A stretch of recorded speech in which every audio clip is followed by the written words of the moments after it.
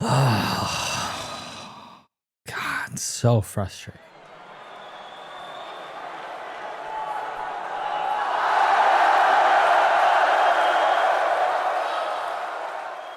Oh, all right. Welcome back to American Blues Podcast. Oh man, Everton, Chelsea, 0-0 draw. So disappointing. So disappointing for so many reasons. Number one, Everton away has been like a big bogey place for us for multiple years. I think it's been like 4 or 5 seasons since we've even won a game there, let alone not lose. And this is a tough test. We passed Bournemouth. We passed all the hard tests up until now, but this defense with Sean Dyche, my God, it's like nearly unbreakable. I think this is what their sixth or seventh clean sheet in the last however many games. Yeah, you can tell why they've held so many teams goalless. They also can't score on their own, but it doesn't matter. They just love taking points away from everybody else. And yeah, it's tough defense. They pack the middle. They run out wide whenever we go out to the wing. They quickly double team. And we did have a few chances, but to be fair, like I think the best chances fell to Everton. And if it weren't for Robert Sanchez, we would have lost this game easily, like 2-0, and some like key last second blocks. But yeah, starting lineup, I think the only surprise was Disasi starting. But then once I thought about it, it made sense. Everton's only threat is really on set pieces. And you can kind of see between Disasi and Tarkovsky the amount of times they ran into each other, got into little tussles on every single set piece. You could see why we needed someone like that there.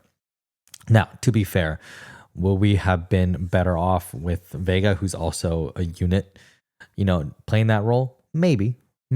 Hard to say. But, it is what it is. Disasi started. He didn't really make any egregious mistakes on that right side, apart from giving away a yellow at the very end of the game. But, at that point, not much had already happened. But, I think all around, we looked pretty rusty today. Kind of bad touches all around, bad recoveries, bad second balls, bad midfield in terms of like just tackling and getting the ball back. We weren't really doing much of that today. And then even Cole Palmer had quite a poor day. Bad touches, bad crosses. Yeah. And then I think he tried to do a little bit too much on his own in the second half, where he was constantly taking on like 3-4 players at the edge of the box. Yeah, and just couldn't wiggle his way through. But, let's talk about the only few chances that we really created, which mainly came in the first half. Palmer did have one really good cross to Jackson. It just went out a little bit behind him, but Jackson still hit it right at Pickford. Good save. There was another corner where Jackson was on the far post. I think this one was a much bigger miss. Jackson could have easily hit it back into that corner with his head. I think he just reacted a little bit too slow. Again, Pickford, strong save. Yeah, not much we could do. And then second half, really the only big chance that we created was when Everton defender made a mistake and Enzo pounced on the ball. And I felt like if he were just a little bit quicker on the ball, maybe a little bit more confident, he could have tried to loop it over Pickford. It would have been a worldie. It would have been, that's not an easy chance, but yeah. And then, by the time the ball got out to Sanchez, the play had died down and all of Everton were back in defense. So, I suppose you do have to hold your hands up. Everton, great job. Yeah. I mean, you guys are really, really, really good at defending.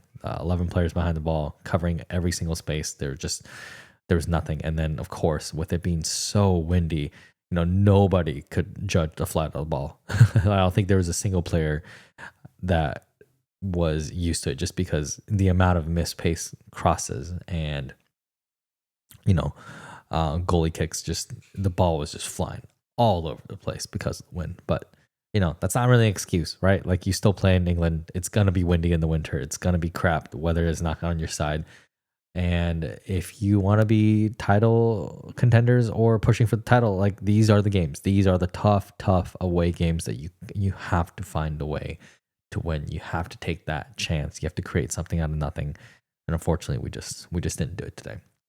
In terms of our subs, do I think Nkunku, Madueke could have come on sooner?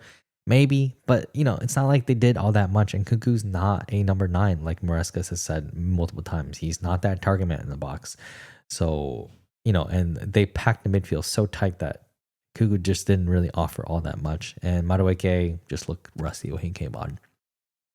Yeah, I think he had one good cross opportunity that went to nowhere, and that's about it. And it's not like Neto didn't take his chance on the right wing. You know, there was plenty of one-on-ones that he seemed to have won, but again, it was just kind of the overall crossing and overall, yeah, we just seemed not up for it today. And that's okay. You know, you're going to have off days, especially against tough away defensive teams where the weather's against you, kind of everything's against you. Yeah. But of course, it's hugely disappointing because we could have gone top of the table even for a few hours to put that pressure on Liverpool. And now we kind of have to wait and see what they do. Hopefully, please, Tottenham, you can pull off something. I hate rooting for you guys, but still, it is what it is. That's where we're at right now. But it'll be nice if Liverpool can drop points too, and we can kind of keep things at a neutral weekend. But yeah, overall, not much. I mean, I don't think there's anything much else to say about this game other than Everton defended really well. We played poorly. Yeah, all we have to do is kind of brush this off and move on to the next game. So see you guys after the next one. Peace.